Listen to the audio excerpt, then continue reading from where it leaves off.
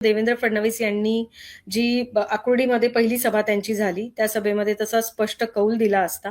मला वाटतं, की भारतीय जनता पक्ष म्हणजे तुमच्याच या मुलाखतीतला पहिला प्रश्न होता, की इथे व्यक्तीपेक्षा पक्ष मोठा, असं पक्षाचं नियोजन दिसतंय का? तर मला वाटतं, की 100% त्याच दिशेने आत्ता भाजप जाताना दिसतंय आणि पूर्ण एकूणच ज्या पद्धतीने त्यांनी दोन्ही ठिकाणच्या निवडणुकांना आकार दिला, म्हणजे अगदी पुण्यामध्ये मुरलीधर मोहोळ यांनी अ, ते खरं म्हणजे पुणे शहराच्या नव्हे तर पूर्ण पुणे जिल्ह्याच्या निवडणुकीचा चेहरा होते.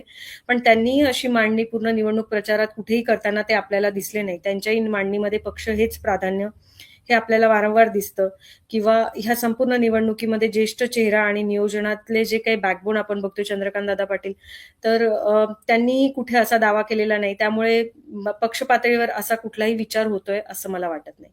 अर्थात महेश लांडगे हे 3 वेळा निवडून आलेले आमदार आहेत, त्यामुळे ते इथे पक्षाचे सीनियर आहेत आणि कुठलाही पक्ष आपल्याकडे जबाबदारी देताना त्या ठिकाणच्या सीनियर्सला जबाबदारी देतो. तसं पक्षाचं नियोजन आहे. इतक्या स्पष्टपणे आपण या गोष्टीकडे पाहिलं पाहिजे.